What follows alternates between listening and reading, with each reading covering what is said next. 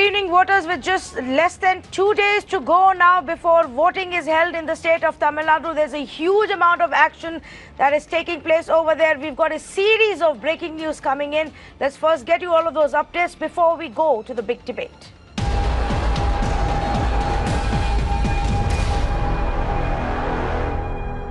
Let's get to the latest on the raids that are being carried out at DMK Secretary's residence at Geeta Jeevan's house.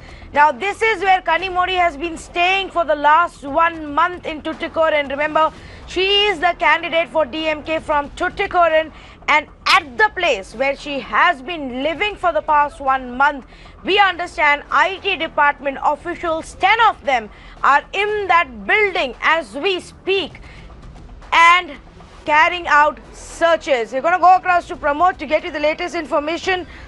Initial information suggested that there may have also been a flying squad of the Election Commission, but as now details begin to emerge, it looks like it's only the Income Tax Department officials who have reached there. Suffice to say, this will become a huge political controversy as well. But first, let's get the information and the facts for you. Pramod is with me. Pramod, now we're given to understand the location of this is key, because not only is this the DMK Secretary's residence, it is also where Kanimozhi has been living for the past 1 month as she campaigns in Tuticorin.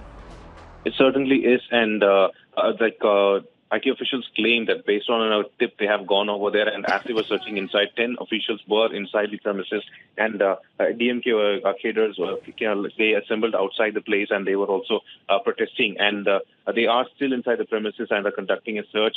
And the thing is that more information will be, they claim that they will provide information in a short while. Okay, so we are awaiting some more information in a short while. From here on, Pramod, we'll keep coming back to you as we get more updates. Now, in fact, we have one more bit of information coming in reference to this.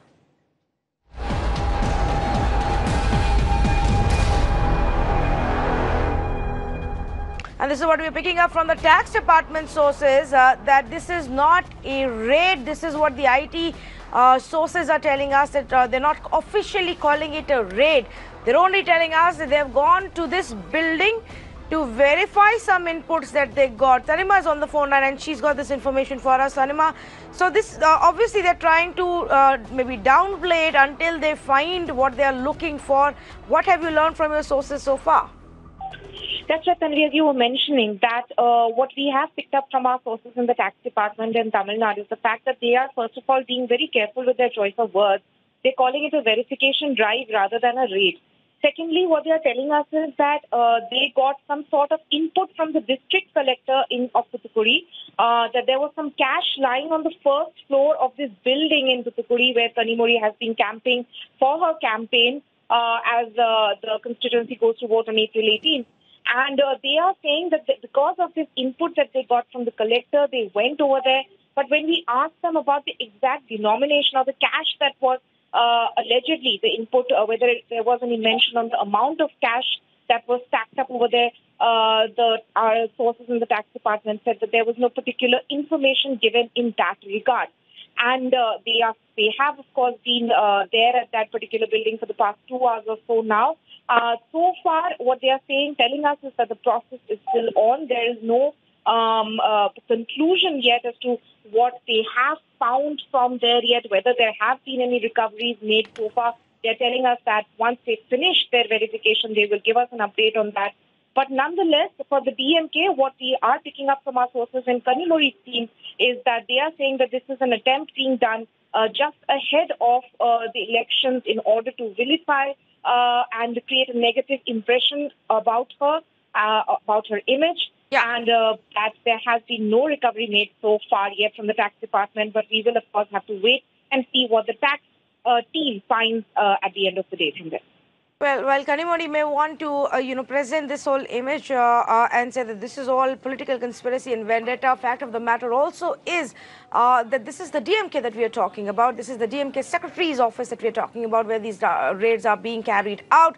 And because of the cash that was found at DMK's office in Vellore. This is in Tuticorin, but in another place, the Election Commission has already cancelled the elections there. There is so much of dirty money flowing around Tamil Nadu this election season that already in one constituency elections have been cancelled. Tanima, thanks so much for joining us with this information. We have some more breaking news coming in from Tamil Nadu.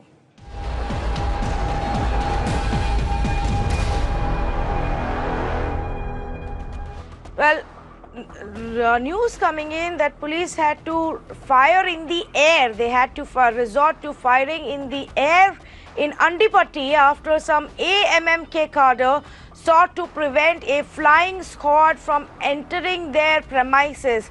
Now this is becoming uglier and violent. Andipatti falls under the Tenni Lok Sabha constituency of O. Paneerselvam's son, in fact, who is the AIDMK candidate for here. But of course, where this incident has taken place, it's a clash between the police and the AMMK party cadre. Pramod is with us with more information coming in. Pramod, take us through what we know about what's happened in Andipatti. Well, the initial report claims that this is a location called Andipatti in Theni district, and this is where OPS's son, OP Ravindran, is participating, and it is also a stronghold of Tanga Tamil Selvan, who is with AMMK, that is TTV Dinakaran's party, and that is apparently the flying squad tried to enter the office premises of AMMK, and that's where the cadres tried to stop them. The initial information claims that as some of the cadres tried to attack the cops who were along with the flying squad, the cops had to resort to shoot and open fire at the sky. Around 4 rounds were fired, post which the crowd had dispersed. This is the information we're getting, and we're also waiting for additional information because it just occurred almost 20 minutes before. Okay, Pramod, we're going to let you go right now because there's so much of information coming in. So we'll let you go so that we can come back to you for more updates in just a bit. But this is what has happened in the Tenni constituency in a place called Andipatti. We're awaiting, obviously, more official information as to what transpired here and what is the situation on ground. But here's also what happened earlier in the day in Tamil Nadu. After about 11 crore in cash was found in Vellore at multiple raids that were carried out, visuals of which are on your screens right now. And these raids were carried out at DMK offices and offices of the DMK candidates. The Election Commission then today recommended to the President that voting be countermanded, polls be countermanded, in other words, for now be cancelled and pushed to a later date whenever it is deemed fit. Essentially, this means that while rest of Tamil Nadu goes to election on April 18th, 2 days from now, there will not be any polling in Vellore. This is how dirty and ugly things have gone, completely the way we saw RK Nagar by-polls unfold about 2 years ago in 2017, and even RK Nagar by-poll then had to be countermanded by the Election Commission because there was so much of dirty money flowing around, which would have meant a huge amount of attempts to bribe the voters in cash and in kind, that those elections then had to be countermanded. This time, it is Vellore that we're looking at. Let's say good evening to some of our experts as we continue to bring in more information and inputs coming in from Tamil Nadu right now. Mr. S.K. Mandiratta, former legal advisor to the Election Commission, Kailash Vaste, senior advocate of the Supreme Court. I also have Mr. C. Rajashekharan, founder of the Voice of Tamil Nadu, and Venkat Narayan, political analyst, joining us this evening. But I want to go across to Mr. Mandiratta first. Mr. Mandiratta, the interesting part is that this time all 39 constituencies of Tamil Nadu have been declared as expenditure sensitive. And so there's already a higher level of, EC deployment and observation and, work going on in these constituencies. What does all of this tell you about the atmosphere, election atmosphere in Tamil Nadu? See, actually, this whole state of Tamil Nadu, in the past also we have been treating them as a very sensitive state insofar as the expenditure by the candidates and the political parties is concerned. We have always been keeping a very close watch, and the way the elections have been rigged in the past in some constituencies, particularly in the state of Tamil Nadu, some I'm sorry, nickname has also been I'm added interrupting to that to you. type of. I'm interrupting you right now. I apologize. I will come back to you for you to make that point, but I need to go across to Mr. Elangovan on the phone line with me, Rajya Sabha MP on the phone line. Mr. Elangovan, what is happening? Vellore elections have been countermanded. Now we are told that 10 IT officials are at the DMK Secretary's office in Tuticorin. Yes. See, we are targeted. The report says that about 400 to 500 crores of money was captured in Tamil Nadu, whole of Tamil Nadu, whereas rupees 10 lakhs was captured from the residence of the candidate of Vellore, DMK candidate from Vellore. This is a targeted attack, whereas in 400 crores, when 500 crores were captured, none of the places the election was countermanded. Only in Vellore it has happened. And throughout the country, 2,500 crores were captured. That is the report says. But in no other state elections were countermanded.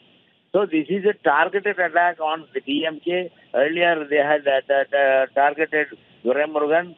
Then now they are targeting Kanimozhi. So does that mean that they say that the other ruling party, the ADMK members, are not giving money? In fact, in one case, we had captured a ADMK man, but he was actually distributing money and handed over to police. But no action was taken on that man, or that constituency elections were not countermanded. So this is a targeted attack on the opposition parties. But Mr. Elangovan, then are you saying that it is untrue that about 11 crore was also seized from a godown in Vellore that is linked to Punjalai Srinivasan, who is a DMK candidate and a leader? No, he was not a DMK man. He was stated to be his friend. Okay. Murugan's friend. But that is, there were 500 crores taken. But this 10 crores or 11 crores is the only money which was taken here in a different place or from a different man, is related to, connected to the DMK candidate, and elections are countermanded. What happened to the remaining 490 crores? Who had that money? What action the IT department recommended for those in those places? So if you have evidence that all of that dirty money is from the other side, then why haven't you gone to election commission? We have not caught it. It was caught by the IT department. Correct. They should tell from whom they have captured this money. Correct. But don't you think it's a matter of concern that 204 crores of cash, liquor worth 3 crores, precious metals worth 294 crores have been found. Total, like you said, about 500 crores worth of seizures have happened in Tamil Nadu. That is not a good sign of the way elections are being carried out. I understand that. But when only the DMK candidates are targeted, it is bad. It shows that the IT department is misused against the DMK candidates, not others. Mr. Elangovan, thank you for taking the time out to speak to us. Like has been the reaction from every other single opposition party whenever there has been action by the Election Commission or the Income Tax Department. They have turned around and said, well, why is it that only the opposition parties and their candidates and their money is being targeted? What about the other side? Why this selective crackdown? Mr. Mendiratta, coming back to you. I'm sorry I interrupted you. Go ahead and finish your point. No, actually, what I was telling, that the Election Commission has to go by certain facts. Whatever factual position comes to the notice of the Election Commission, it has to go by those material facts. It can't just go by whatever is happening in all other places. See, election can be countermanded on the ground of money only where the Election Commission is satisfied that this money was supposed to be used for bribing the voters. And then if some evidence is there available to the Election Commission, it definitely acts. And in the past also, this is not the Vellore, of course, maybe the first parliamentary constituency perhaps where this particular step has been taken. But in the past, there have been several instances where the elections have been countermanded in the Tamil Nadu itself.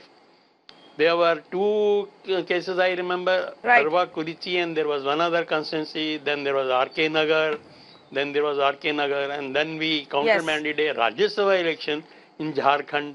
So wherever we catch hold of some money, where the election commission sees some connection with that money and the possible misuse of that money for bribing the voters, the election commission definitely takes action. Correct. And here also, supposing whatever is now being told, if commission finds some connection with that money which they may recover now, Yes. if that apprehension is there or some evidence is there to the effect that this will be used for bribing the voters, definitely I am sure election commission will act. Yeah, the point I think that some of the politicians of the opposition are making is that perhaps there is more initiative from election commission and even the income tax when the allegation is against the opposition than when it is to members of the ruling coalition. Mr. C. Rajshekharan, I want to come to you next. Roughly 204 crores have been seized in cash from Tamil Nadu. That's almost one third of what has been seized nationally.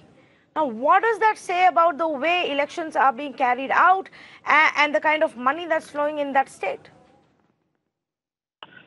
See, it is very unfortunate, very shameful, and I'm really flabbergasted the way Tamil Nadu voters are bribed by these political parties. I appreciate and welcome the raids being conducted by the Election Commission of India and the Tamil Nadu Election Commission. But here, there is a catch. Why Election Commission of India is selective? See, I have got a video proof which says, I'll show you the video. A lady is distributing money on behalf of OPS son, Ravindranath, she was the chairman of Teni Parliament.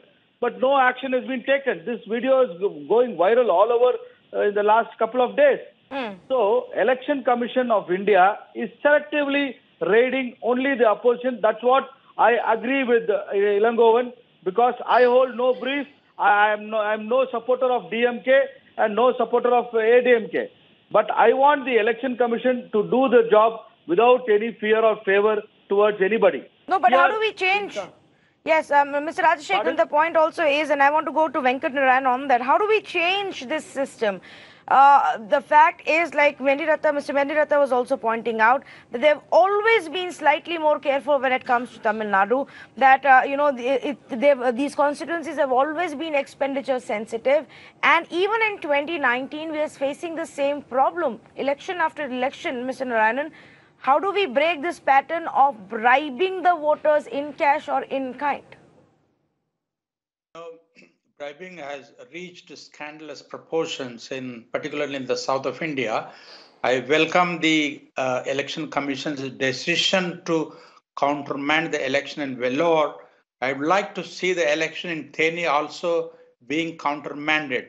Yes. The best way of controlling this nonsense is for the Election Commission to get into act non-partisanly wherever they find huge sums of money, and if there is suspicion that this money is going to be used to bribe voters, the Election Commission immediately should get into the act and countermand the election.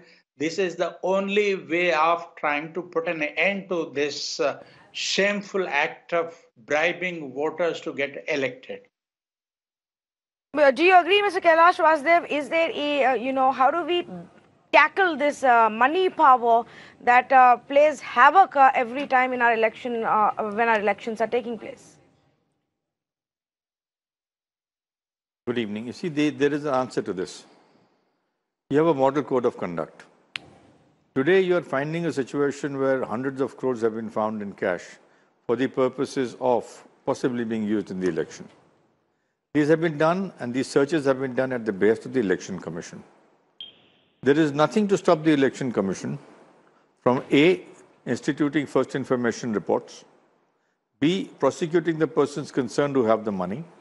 Nothing stops the Income Tax Department, which is now in cessation of the whole situation, from initiating proceedings for whatever reasons it is possible under the Income Tax Act.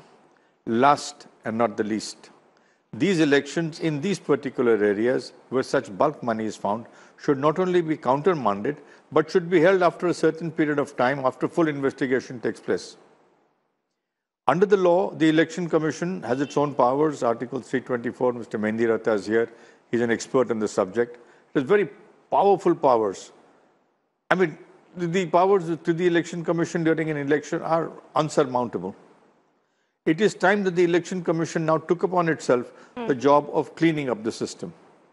An election process is declared, an election process ends, but the system of correcting the electoral process continues all the way through.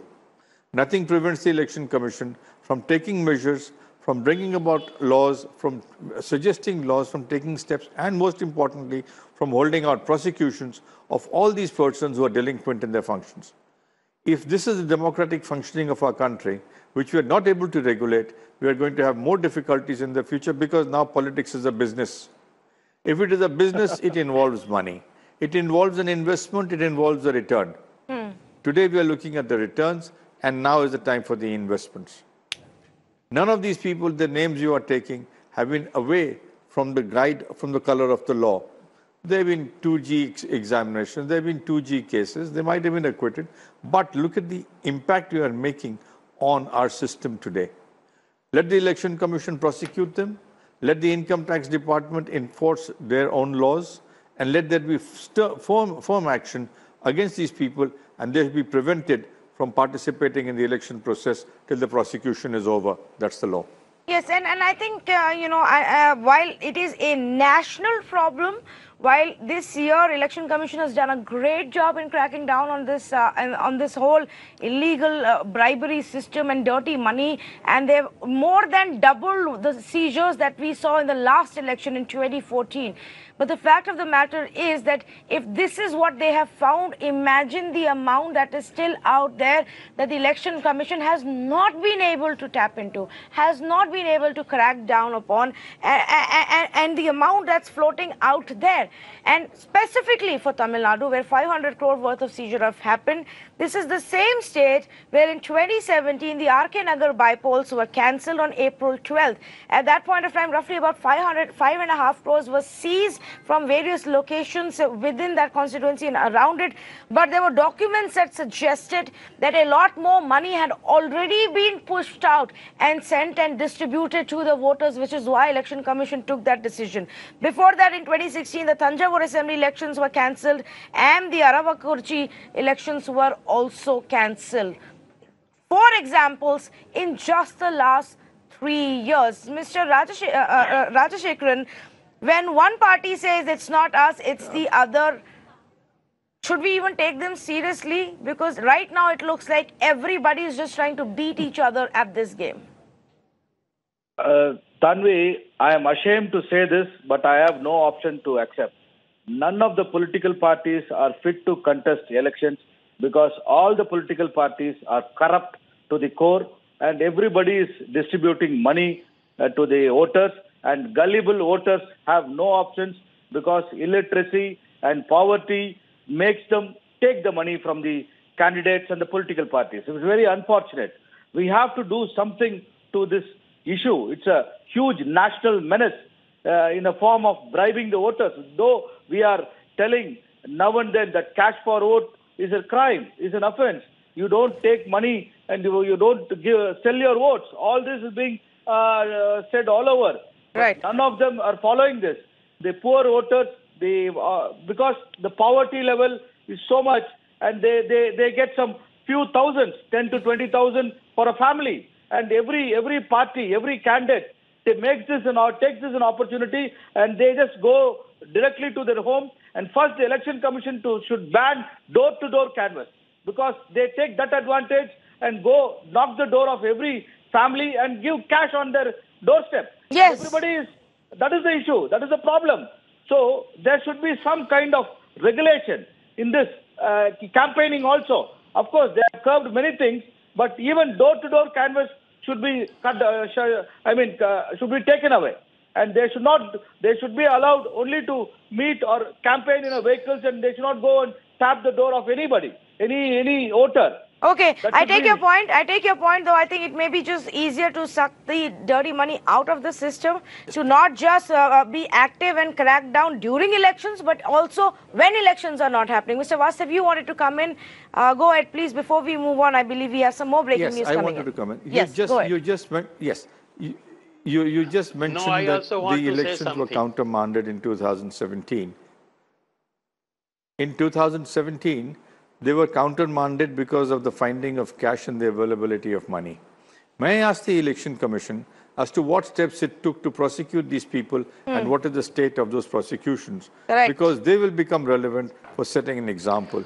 If no prosecution has taken place, well, I we would can only like to put our heads answer down. these questions. Yes, point taken. Yes, Mr. prosecution has taken Mendiratha, place? do you believe that the problem also is No. that there is no follow-ups, Yeah, there is no yeah. prosecution? No, that's not there. I would like to answer what Mr. Vasudev has raised. See, there are certain limitations. Once we file a case in the court of law, then the investigation and the trial, etc., is not in the hands of the Election Commission. Those two matters which we are referring about, those Arvakuruchi and Thanjavur, we filed the FIRs against those people. Then the matter was investigated, and the High Court was keeping a watch on those developments. But unfortunately, nothing has come out in the investigations or in the trial. So Election Commission cannot be the judge to prosecute and also to pass a sentence. See, I'll give you a very small example of the limitations of law. Mr. Mendiratha, Bribery at an election is an electoral offense, but it is not a cognizable offense. Correct. We have been, for the last 10 or 15 years, we have been telling the government that you at least make it a cognizable offense. And for the last 4 or 5 general elections, we have been repeatedly telling the government, please make it a cognizable offense, because if somebody is found distributing money, he should be immediately caught. Now the law says, if somebody is seen, you go to the magistrate, get an order from the court, then the police will take action. What is the sense in such a long procedure? Then the whole mischief is done, because in that meanwhile everybody runs away. Then what is the, and then there was another question which was raised before the High Court when these matters were being heard. Right. Why can't we disqualify these persons who have been, but we explained to the court, and the court also realized that there is no provision in the existing law for disqualifying a candidate who has been on the basis of some election being countermanded.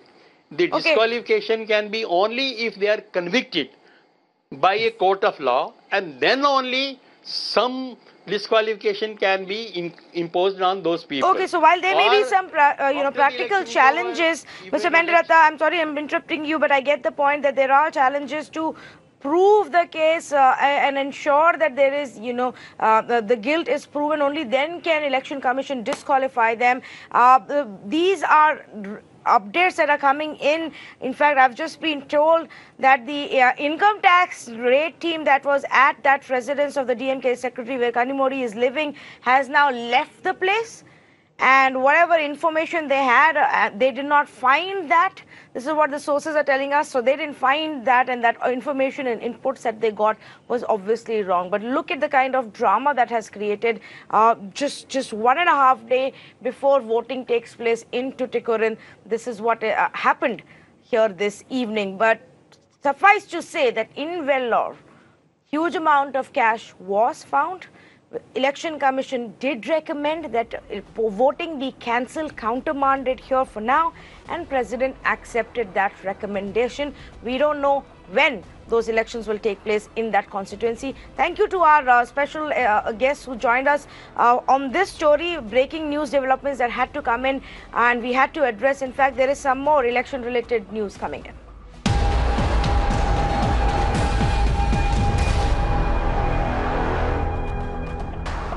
Well, it now seems that phase 2 polling in Tripura East has been deferred. It has been deferred due to a law and order concern. Let's go across to Ayushman for more. Ayushman, take us through the details. What is it that the Election Commission has to say? Well, the Election Commission has deferred the polling which was scheduled to take place in Tripura, according to the reports received from the CEO Tripura and from several police observers in Tripura, that it said that the law and order and the prevailing situation in the two Tripura EZ parliamentary constituency is not conducive to holding the free and fair poll on the constituency on 18th of April. And that is why the commission had received the input, and finally that decision was taken that the poll will be deferred. Now it is rescheduled to take place on 23rd April 2019. All right, Ayushman. So this is the update that has come in. Voting was supposed to be in Tripura East on April 18th. That will now mostly be held on with the phase 3 elections, which is on April 23rd. Obviously, that also depends if the environment is conducive enough and the law and order concerns that have been raised by the forces and the security agencies right now have been adequately addressed. Thanks, Ayushman, for joining us. Well, moving on, phase 2 elections, like we've been telling you, are almost here, will be held day after tomorrow. And our newsrooms, viewers, honestly have been buzzing with phone calls with citizens and voters who are left in the lurch. They're fed up, some of them were fed up of running around trying to figure out how to get their names in the list, that their names have suddenly gone missing from the electoral rolls in their constituency and they don't know what to do, completely clueless of how to get back on those lists. In some cases, the concerns were valid as to why the name has gone missing from a list where they've already been voting for years together. Now, these are common citizens who've been calling us, but one name that actually spot to the limelight last assembly elections was that of sportsperson and athlete Jwala Gutta. And she and her family were left disappointed when they couldn't vote in the state elections in December 2018. But there were other cases as well where it just seemed as if the voter had missed the bus or not understood the procedure and hence had missed out on the important opportunity of voting. And one example there would probably be Rahul Dravid.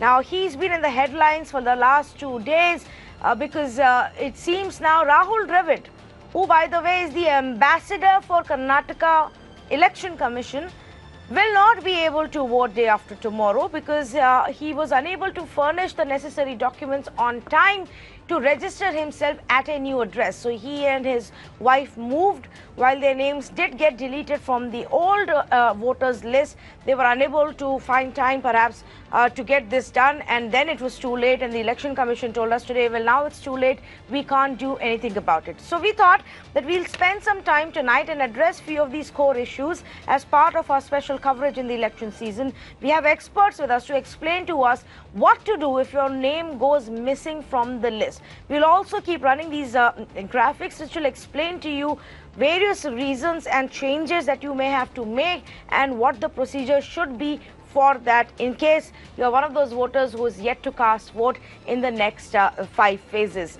So let's say good evening to Mr. Mendiratha and Kailash Vasudev, who continue to be with us. I've also got Raman Malik of the BJP and Aman Pawar of the Congress Party and Mr. Sriram Khanna, founder of Consumer Voice. And my apologies to our other panelists that we've come to you so late, but as you saw, there was a lot of breaking news that we had to address. And Mr. Mendiratha, but I want to come to you first even on this. We did a lot of research in all of these, high-profile cases also that came to light who said, wait, my name has been on the list for all these years. How can it go missing suddenly? In some cases, their concerns were valid. What should such citizens do? Actually, see, every day, as soon as the election was announced, every day the Election Commission was making repeated announcements on the TV, press, everywhere, through the advertisements, through all other media of mass communication, that you kindly check up whether your name is there in the electoral roll or not. There is still time for you to get your name enrolled. If it is not there, then as you are referring to the case of Mr. Dravid, I am very unhappy that he may not be able to vote this time. But the fault does not entirely lie on the election machinery. Correct. See, the law says that you can be registered as a voter at the place where you are ordinarily resident. So his name was there where he was previously ordinarily residing. Now if he leaves that place and goes to some other place, and when our man goes for a verification and he finds that the gentleman has moved to some other place about the new address not being known, so naturally he will report that this man has ceased to be ordinarily resident here. So his name has to be deleted from the electoral roll. It was also rather the responsibility or the duty of the person concerned to have informed that I have moved from this place to another place. There is a provision for applying for registration. See, there are two things. If you are moving from one constituency to another, then there is a form which is known as Form 6 for inclusion of your name in the new constituency. But if you are moving within the same constituency from one area or one locality or one mohalla to another mohalla, then there is another form, and for that there is a Form 8A. You can just say, my name, I was previously residing here, my name is this one, my serial number was this, now I have moved, please. So the ERO definitely will deal with those applications, but there is a time limit also for that one. So if somebody has not taken some timely action, unfortunately, Election Commission can't be found fault with. Yes, no, I completely agree with you, which is why I think it's important while Election Commission again and again highlights it, for us to also do that, so that citizens know this and are forewarned and they do it at a timely basis. Now, for example, Shobha Kamineni, Vice Chairperson of Apollo Hospitals, was traveling abroad. She came back to cast her vote only to find on 11th of April that her name was not on the list. And she insists that this is the same polling station from where she has cast her vote even in the past. So there should be no reason at all, that her name has gone missing. But what she could have done, and anybody else, everybody else should do, is check beforehand that to see if your name is there. And so you have time on your side to figure out what's gone wrong. Shriram Khanna, do you see this happening to to people often, that they've not bothered to follow and to check up on the electoral rolls, and then they've been left in the lurch a little too late? See, people assume that because their name was there in the previous election, it will be there now as well. That is a fair assumption, but in some cases, during voter verification drives or some other reason, if some wrong information is fed or if there is some misinformation, the name may be deleted. So it is the duty of the elector, the person who wants to vote, to check whether his name is there. And in many cases, the voters have their election cards and they have their voter numbers. Based on that, they can file an application.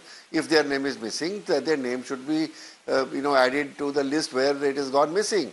It is for the person who is going to vote to take the initiative. The Election Commission is not going to do anything on its own. So Rahul Dravid, in this case, should have actually checked himself whether his name is there in the election list or not. And if he had shifted, he should have filled that form and given it to the election office of his constituency, which he did not do. So while he is asking everybody else to vote, he has himself forgotten to do his own duty. Well, such is the situation, and therefore I will call upon every voter that before, at least a reasonable number of days before your election, you check, so that before the last date, you can file your application if your name is missing and have it restored to the voter list. And do keep your election card handy, that will be helpful. And also I like to tell you, representatives of political parties have comprehensive mailing lists. They do, voter checking and they do their campaigning. So they have the list. So if there is some political representative coming to your colony or your residence, you ask them to check in the list. They will normally have a list and they can tell you what number you are in and what is your polling booth where you are going to cast your vote. A quick comment from Mr. Kailash Vasudev before I go to our political representatives. Mr. Vasudev, but do you believe that perhaps there are ways of maybe simplifying this for the citizen? For example, many complain that if I've already shifted cities, now I have to go back, delete my name from an existing electoral roll, then come back here and register at the new place. Do you think for this or for other purposes, we can simplify the process for the voter? Tanvi, this is not right. See, there's a Tanvi, this is not procedure right. prescribed. You have If you not shift... to go back. You have just to... Yes, Mr. Vendita, I'm coming to you in just a bit. I believe you have a clarification for me. In the new but let Mr. Vasudev answer and I'll come back to you. Yes. Okay. See, under the registration of electors rules of 1960, there's a procedure prescribed that you have to fill in the forms. Mr. Mendira referred to Form 6 and 8A, etc. So all that you have to do is give the information to the Election Commission of shifting residences or moving from one town to the other and the like.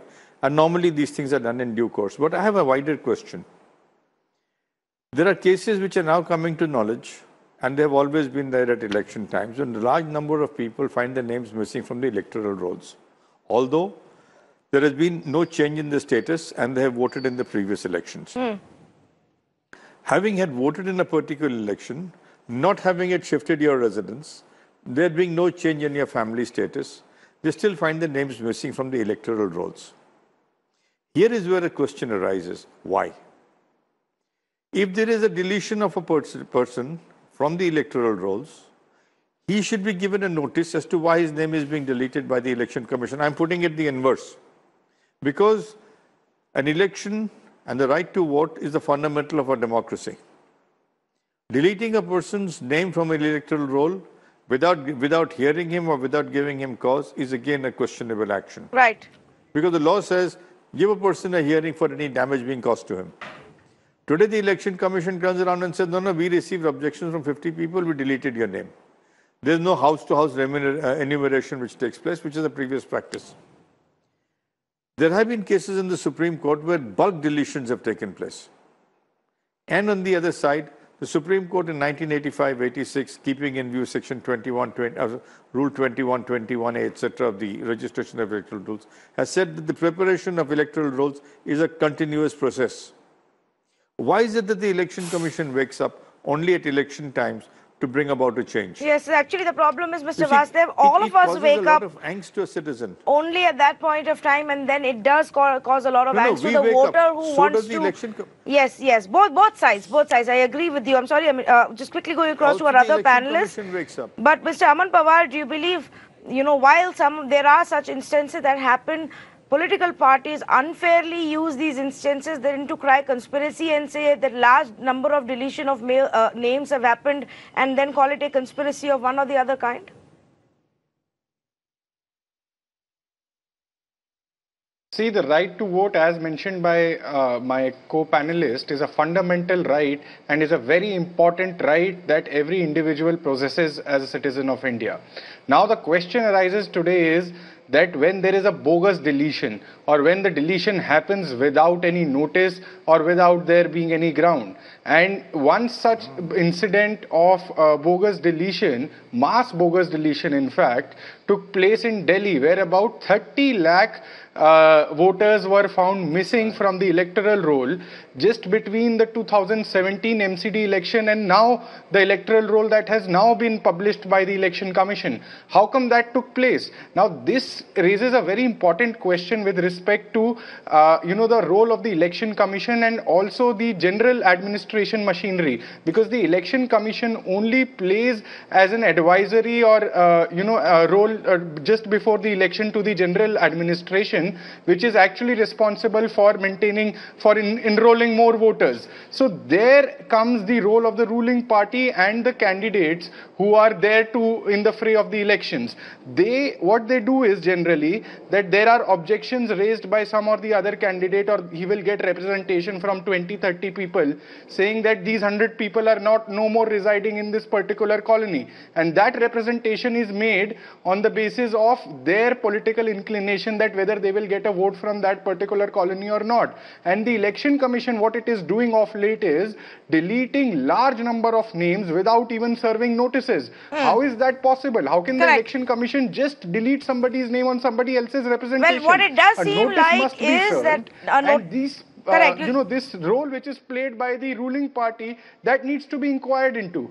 So there has to be some more transparency and a clearer path of how anybody has decided that a name should be deleted, and notice must be sent to that voter.